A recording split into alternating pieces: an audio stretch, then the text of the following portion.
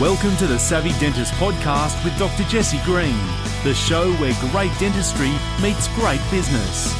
Listen in each week as we bring you an inspiring person who will share their story, ideas and business techniques to help you create a practice and a life you love. And now introducing your host, Dr. Jesse Green.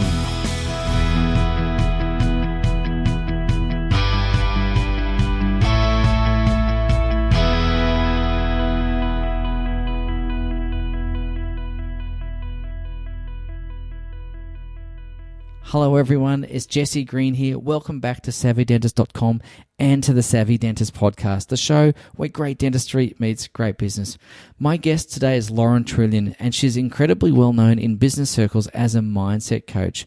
And in this conversation, we spoke a lot about what it means to have a winning mindset. We spoke about how a mindset can manifestly impact your outcomes, either in a positive sense or indeed in a negative sense. We spoke about dealing with upheaval and dealing with change and the need to cultivate resilience. So in our conversation around resilience, we unpack what resilience really means and, of course, how to develop it. And so that you can position yourself and your practice to be able to bounce back from adversity. Now, we're recording this in the COVID times, of course. So we're recording this in June 2020. And what I really appreciate about Loren is everything that she's sharing with us is practical for the times right now, but it is also really practical about any time. And it's going to help people come out of this particular COVID pandemic much stronger and much wiser than they went into it. So it's a wide-ranging interview, and Loren shares very generously and very graciously, and there's a ton of wisdom in what she has to say. So I hope you enjoy this conversation as much as I enjoyed recording it. But for now, here's Loren. Loren Trlin, thank you so much for taking the time out of your day to come and hang with us on the Savvy Dentist podcast. How are you today, my friend? I'm amazing, Jesse. Thanks for having me. Oh, look, it's an absolute pleasure. I've been looking forward to talking to you for quite some time. Now, you're really well known in the coaching space, and you're really well known for helping people through a variety of different elements of their business, but in particular around mindset and making sure that people are coming at their business with the best possible intention and being clear about what they want. I'm really curious to ask you, before we do get into the meat and potatoes of that conversation, how did you find your way into that work, and what was it that attracted you to it? Yeah, so I feel like I've lived multiple lifetimes in a very short period of time. So I actually grew up in a family construction business. So I watched my parents build a multi-million-dollar building and construction company from scratch. And so from a very young age, pretty much from birth, I saw the ups and downs of business. And I saw how interlinked mindset and human behavior was to the success of a business. And so then in 2011, when my dad passed away, I was also involved in the liquidation of that family business. And so I saw all of the good and the not so good aspects of all of this. So I've been deeply involved in that, and then also came from a background in Loren Finance back in the day. And so once again, saw things from a particular perspective. And since then, I've started a number of my own businesses. And it's all led me to this obsession with human behavior at the intersection of strategy as well. So that's a bit of my story in a nutshell. Wow, there's a few things I'd just love to unpick with that, if I may. Because yeah, absolutely. I think there's so much gold to be learned or to be discovered by listening to other people's stories. And I wanted to ask you about the liquidation of the family business, because yes, when a family invests so much time, effort, energy, and years in growing up in that business, there's layers of emotion, there's layers of everything, memories, and so on and so forth. What was that experience like? Deeply traumatic. Wow. Okay. Very, very, very traumatic. And it was that trauma and attempting to navigate. We can experience trauma in many shapes or forms. I think the biggest misconception around trauma is that it even has to arise from a dramatic event. We all experience micro traumas in our life growing up. And when I started to explore and understand trauma more deeply, I realized how it affected our life and the results that we could create in our life and the vision that we could create for our life. So that's how I started working with psychologists, behavioral specialists. And it took a number of years, Jesse. It was not an easy process, very emotional, very painful. But in hindsight, I can look at that and be like, that was the greatest learning experience of my life. What did you learn specifically in that period of time? What did you uncover or discover about yourself? What did you uncover or discover about what other people might be experiencing? And the reason I ask this, of course, is we've just come out of we haven't really come out of, we're in I suppose a stage of quiescence around the coronavirus situation. And there's a lot of people have gone through some trauma as well. Yeah. So I'm wondering what you discovered about trauma in your journey. Yeah. Firstly, as human beings, we are incredibly resilient. And it takes events and circumstances like that throughout the course of our life to help us develop that resilience. So for anyone that's listening that might feel as though they're still in the midst of a really challenging period of time, just know that 5 or 10 years from now, or even a couple of years from now, you'll be immensely grateful for the experience. I've also seen that from the greatest challenges that we've had, it always leads to our greatest successes. And I wouldn't be where I am today, less than 10 years later, had it not been for that experience. And for me, one thing that I really recognized that was so important at the time was firstly knowing when to ask for help and being supported. I would not have been on this path on my own. And also recognizing that our reality is directly determined by our internal reality. Yeah, I love that. Okay, so that we're going to pick into that in a moment because I think that's going to be the heart of what we're going to talk about. But I think the whole understanding that traumatic events do lead to future successes, I think is really important. And certainly in my own life, I've experienced that as well. We've all, as you say, had our traumas, some micro, some macro. And I think for me, one of the things I wrote about in a book was that I've lost a job once in my life, Loren, and there was times as a teenager when I probably deserved to lose my job plenty of times, but in this case it was really traumatic. But like you, if I had not been through that experience, I wouldn't have started the business that I have now. And I think it sounds like you're in a similar situation as well. I wanted to ask you about Loren Finance as well, because again, that's quite a traditional type of, I suppose, career in a sense, just a bit like dentistry as well. And obviously you've decided to zig where others have zagged. And I'm curious to understand, what was it that led you to rethink a career in law and finance? Yeah, I think as we come through the classic education system, we have this tendency to believe that we have to do things in a particular manner, right? And I'm sure a lot of people that would have even gotten into dentistry, it may have been driven by our mission and purpose and passion and desire. But for some people, it was driven through that being the right thing to do at the time, with not seeing a lot of options in front of us. And so for me, with my dad's passing, that was the same year that I was graduating from law school. And in the 2 years after that, I started asking myself some really important questions. One of them being, what kind of life did I want to create for myself? What did I believe that I was here to do? What was my zone of genius? And where would my time best be spent? And for me, it was acknowledging a deep aspect of myself that said, I've always wanted to help people.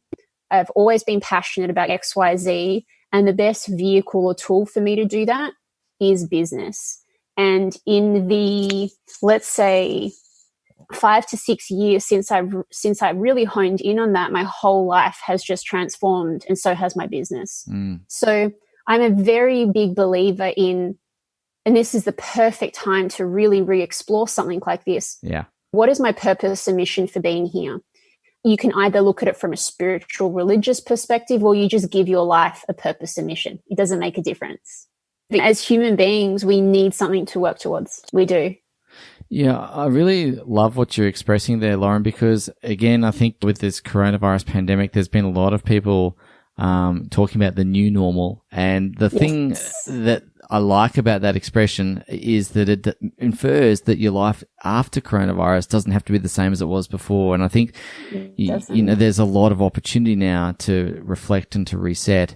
And I think, as you said, there's a lot of uncertainty. And when you go through periods of uncertainty and upheaval, it does lead to questioning about, I thought I wanted this, but now I'm not so sure about that. And I'm not as convinced that that's actually what I do want.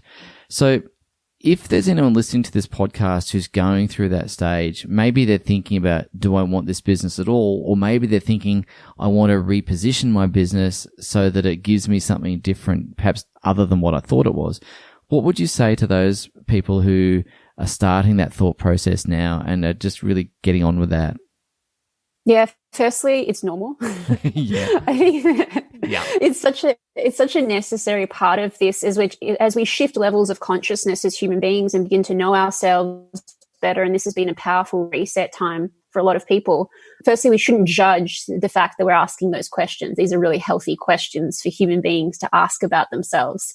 And the second aspect of this is I always say to people, don't make very hasty decisions in this moment. You need to give it time. So what we tend to find is that you might come out of this process, and we can dive into the details of it and say, yes, I actually don't want to run this business anymore, or you can reconfigure the business so it serves a higher mission and purpose which you have realigned to. Yeah. Again, so let's dig into that process, and what does that process look like? Yeah. So in order for us, I always say to clients before, and this is the same thing with business coaching, right, Jesse? Before we get into strategy and implementation, we need to go through a discovery phase. And as human beings, and if we're more logic driven, which dentists tend to be, we want to rush through the uncertainty of the discovery process. Yeah, it's uncomfortable, right? It is. There's no knowns, there's no answers. Yeah.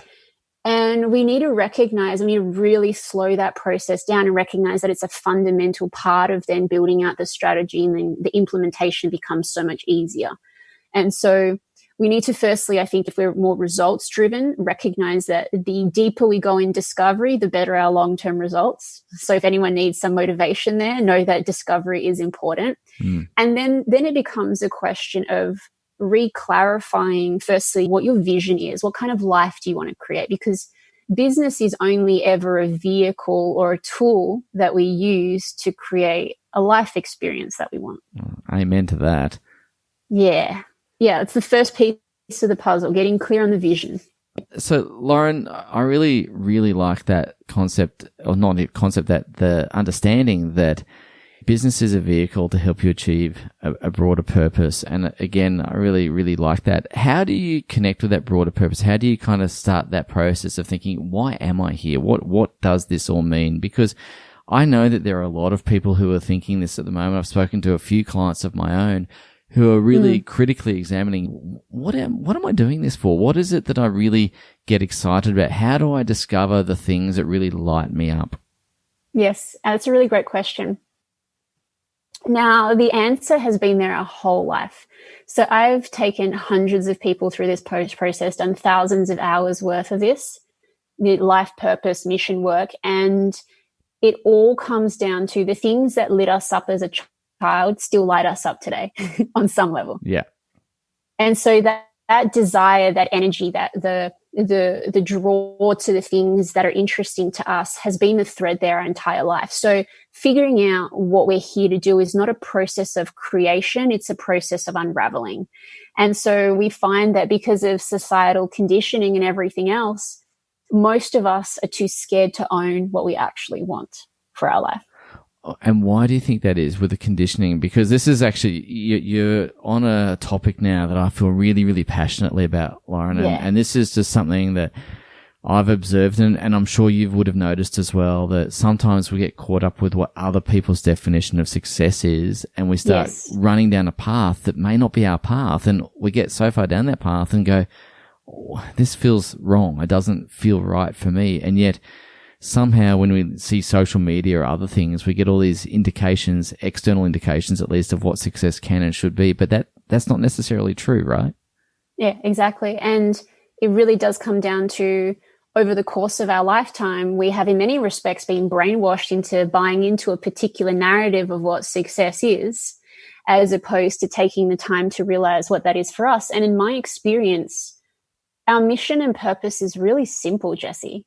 And our needs are not that enormous. They don't require us to be overly stressed out. And I think many people would find that if they could really hone in on what that purpose was, business would become really simple all of a sudden. And more enjoyable, probably more profitable because you're doing the things that you love, and you just feel a lot more at ease with the whole thing, you're a bit more in flow. So where do people, get caught up with this? What surprises you when you're doing the work that you do? What sort of makes you scratch your head, or what's the thing that you kind of just go, wow, I didn't expect that coming? From the vision and purpose piece? Yeah. So there's two aspects to this. One of them is being imagination, which I'll dive into. And the other aspect is mindset and conditioning and the beliefs and the rules that we hold as to what reality needs to be and look like. So from an imagination perspective, once again, we have been conditioned to not spend the time daydreaming or fantasizing. And yet every single great invention, every amazing piece of technology, every book that's ever been written, piece of art, it has all been born from imagination. And we are the only species of creature here on Earth that has the ability to imagine and create our future and to visualize it. And so the first piece in this puzzle is spending some time actually dreaming and imagining the things that feel really good to you. And it could be something as simple as, I actually really enjoy spending time with my kids and having time to take them to the beach, for example, or to put my family in the car and for us to travel down the coast. And we need to create time and space, recognizing actually, I don't want to work 5 days a week. I'm the type of person that requires a lot more time to myself. And so I'd love to be able to maybe finish up at a particular time throughout the day. And it's really about firstly giving ourselves permission to see that, probably for the first time ever in our life. And not jumping straight to, well, how do I make this happen? The how doesn't come into this part of the process. The how comes into the strategy and the implementation aspect. So we're constantly saying, yes, I would love to do this, but. And our buts actually stop us from allowing the full discovery and the picture to be created, off which we then build and implement the strategy. So I love that strategy, and I love the idea of making sure we don't get caught up with the butts. What I'm going to probably throw a butt out in a second, and not because I think it's a big butt that we want to just ignore, but I think it's something that people will be thinking about is what happens for those people who might be married with kids and thinking, well, it's all good for me to have my vision for my life, but I now need to take into account other people's needs as well, because I'm a parent, I'm a husband or a wife or a partner or whatever it is. How do you reconcile that if you're in a relationship with someone who may have slightly different visions now that you're going through that unraveling process, and you might realize that what I thought I wanted isn't what I wanted, and actually now it's not even in alignment with my significant other? Yeah, totally. Firstly, we can never get someone else to change with us. So the change always has to start internally. And this is where, from the mindset perspective, this is a fantastic time for us to shift our beliefs. So a lot of the time, what's actually stopping us is not the reality of circumstances, but what we believe to be reality. Love that. And so it might be something along the lines of, holding the belief that the happier and more fulfilled that I am as an individual, the happier my children will be and the happier my partner will be at the same time. Yeah. Okay. Excellent. So we've spoken a lot about values. We've spoken around vision and so on and so forth, but I do want to talk a little bit about mindset as well, because I know that that's a huge part of the work that you do. Yes. How do you go about creating that sense of identity, that sense of self that allows you to step into your best self so that you can achieve the things that are important to you? Could you just begin a bit of a conversation around that, please, Loren? Yeah, absolutely. This is my favorite topic. Go for it. So as you can tell, I come from more of an analytical background, but I'm also naturally very creative. That's my natural tendency. And so I love to use visuals. And if we can look at the change that we want to create as being a future version of ourselves in many respects. So say, for example, you have a goal. Most people design the goal from their current way of thinking, their current way of behaving, acting, and their current values. And that's actually not the best way to do that, because studies have shown that 95% of the thoughts we have are based on the past. So we're constantly, in this present moment, we're constantly reliving the past version of ourselves. So a much better way to design the new version of ourselves and our goals is almost to step into the future. So we step into the future version of, let's say for you, example, Jesse, a future version of you that has already created what you want to create.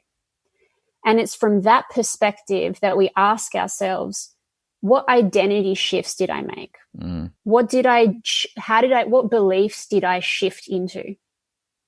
What behaviors did I adopt? What changes in my life did I create? What new skills did I acquire? What new values did I choose for myself? And so we ask that version of you that has already done it. And then we reverse engineer that back to this moment. Okay. Excellent.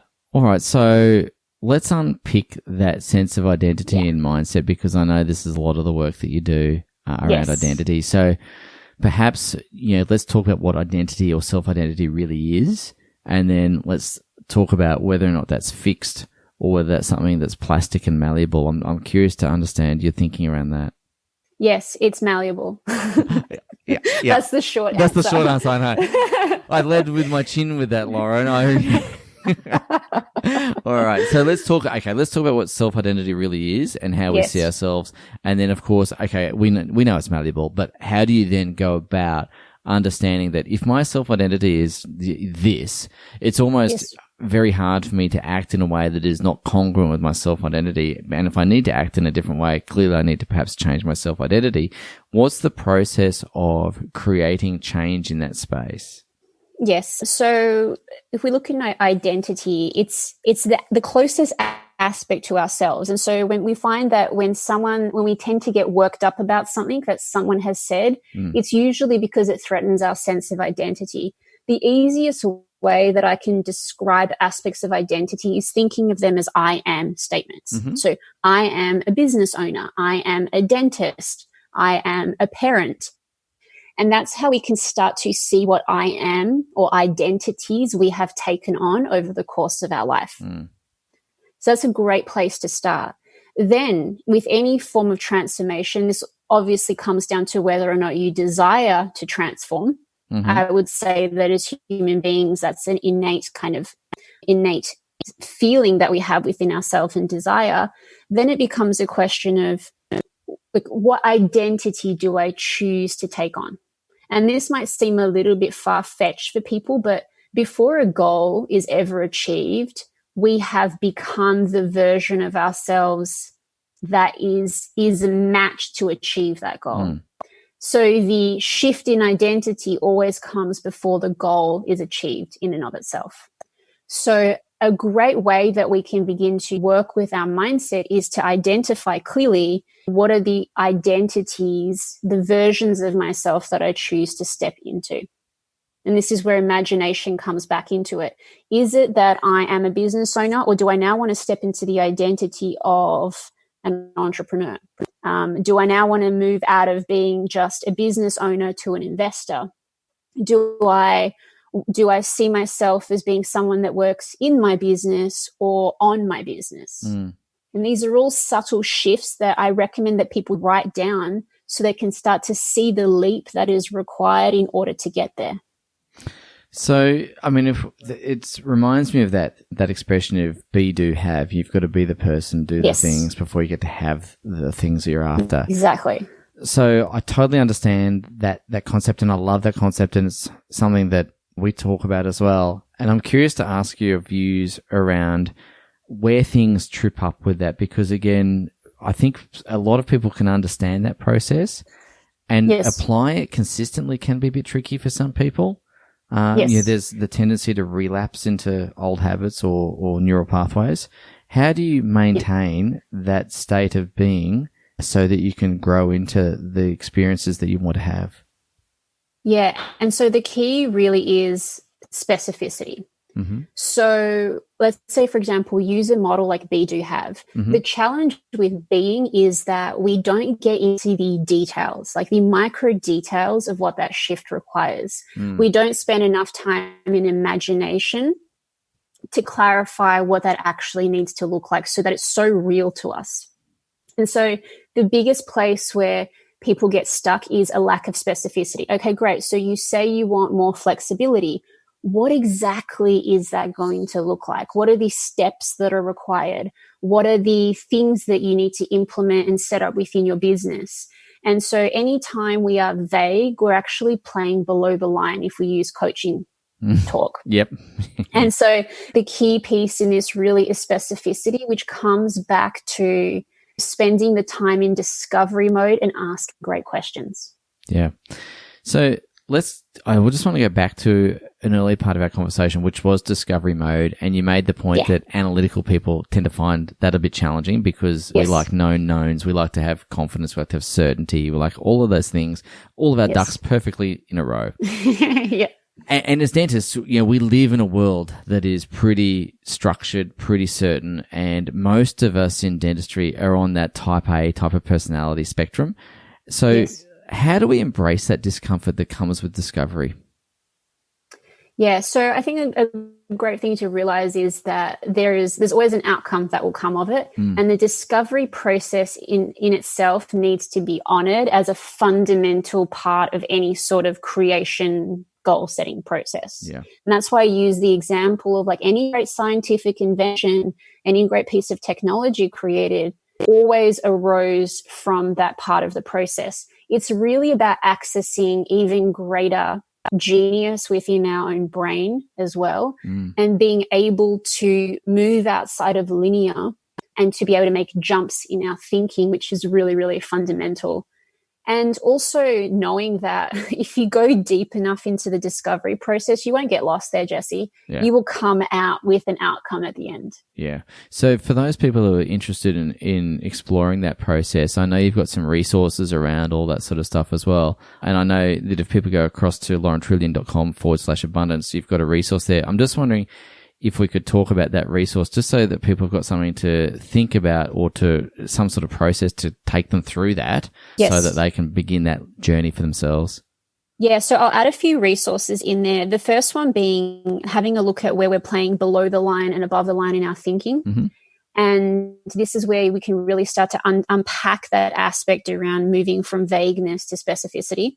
And then there's the additional aspect of, if we talk about who do I need to be or become in order to achieve my goal, I'll have a model in there that sets out the aspects of, identity, values, beliefs, behaviors, actions, and then rules as well. Yeah. And so I think the biggest aspect around this is really allowing yourself to challenge your own beliefs and your own rules as to how things need to be in your life and in your business. Yeah. Loving that. Okay, so Loren, at the beginning of our conversation, we started talking about trauma. And you were gracious and generous enough to share some of the trauma that you'd been through after your dad passed and you had to, wind up the family business. Obviously, the coronavirus situation, as we spoke about earlier, has been hugely traumatic for some people and less so for others. But what other things that you've observed around this particular period in time, this moment in history, that have surprised you? What are the things that you've looked at and thought, wow, I didn't expect that? Or equally, what are the things you've looked at and thought, actually, that totally makes sense? Yeah, so the biggest thing that surprised me is that we're seeing, and I've observed this, society almost split into two different directions. Some people, because of the mindset work that they've been doing and the resilience that they've cultivated, they're actually thriving through this time. And so those people exist, right? Yep. And then we see off in the other direction, those of us that haven't done a lot of the inner work that's required on our journey as human beings, relapsing and regressing into particular patterns of behavior. So let's speak to some of the symptoms of what this can look like. For example, being in fear, having a stress response. So being in a heightened stress response for a long period of time. Other things include self-sabotage, making poor decisions in your business that are driven from a place of scarcity and lack, as opposed to it being an abundant long-term decision for your business. So a lot of people are, let's say, not spending money or not making smart investment decisions at the moment because of fear. Some other really common symptoms that I see of unresolved emotional stuff that's coming up for people is procrastination and a lack of motivation. Yeah. The lack of motivation is an interesting one, isn't it? Because you mentioned earlier that internal drive comes from within. Yes. And interestingly, I had a conversation with someone the other day who said, for the life of me, I've always been really motivated, but now I'm struggling to kind of find the energy, the drive, the internal fortitude to kind of keep pushing through. If there's anyone listening to this show that might be feeling similarly to that, would you have any thoughts or comments just to direct them around that? Yeah, so it's all about, most of us are stressed without realizing it, and we absorb a lot of it from our external environment. For people that, and it depends, like we've got options. I always recommend that if you are very serious about the success of your business, 1000% go to someone like you, Jessie, that can assist from a business perspective. But all high performers require someone that can help them from a mindset perspective. And so in my experience, moods or situations that people can get stuck in for weeks and months on end can easily be shifted by a shift in mindset. Yeah. Okay. So again, that shift of mindset is going to be really profound. That's going to be what's going to allow people to move through that, to find their mojo again, to really kind of come out of that and reconnect with what's important to them, which I really appreciate. One other question I just want to ask you about, because I've got 20 million questions I want to ask you, Loren. I could talk to you for days and days, but I'd be fascinated, but you'd probably get tired of my 20 questions, my endless questions. So I want to ask you another interesting thing. What over this period of time is the most interesting thing that you've seen? Not necessarily what surprised you or hasn't surprised you, but what has been the most interesting thing about this period of time that you kind of go, wow, that's really fascinating? The different realities that people buy into. Okay. And so because I realize the reality is determined by our external reality is always determined by our internal reality. Yes. And what we see and experience in the world is filtered through to us. Mm-hmm. And so it's really interesting to see, even from a business owner's perspective, those people that buy into the reality that this is the worst thing that's ever happened to their business. In contrast, there are people that hold the reality that in a time like this is going to be the best thing that ever happens to their business. Yeah.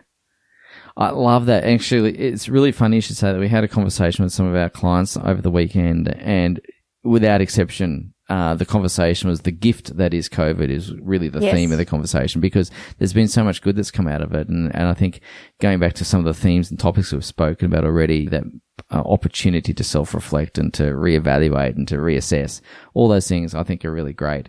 Loren, I want to say thank you. You've been incredibly generous with your time today, and I know our conversation has been a bit of a journey as I've kind of taken us from one area to the other and back to the beginning and going off on this journey and that journey. And I want to thank you, for your incredible knowledge and your experience and frankly, your inspiration as well, but also for bearing with me as I've kind of wanted to explore a couple of tangents. I know that's not an easy thing to follow my thought process sometimes, but I really appreciate you going through that with us, because I think there's so much value in what you had to say, and there's so many pearls of wisdom that I know the audience is going to get from having listened to you. And I wanted to make sure that we crafted a conversation that was going to be immensely useful. And so I want to say thank you for providing such value to our audience today. You're incredible.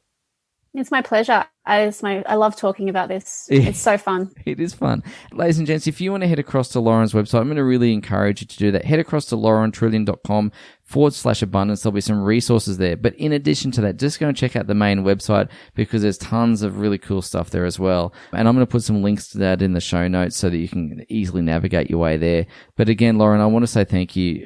You've been such a treasure and a gem today, and I'm really appreciative. And I'm looking forward to catching up with you again, I hope. Thank you, Jessie.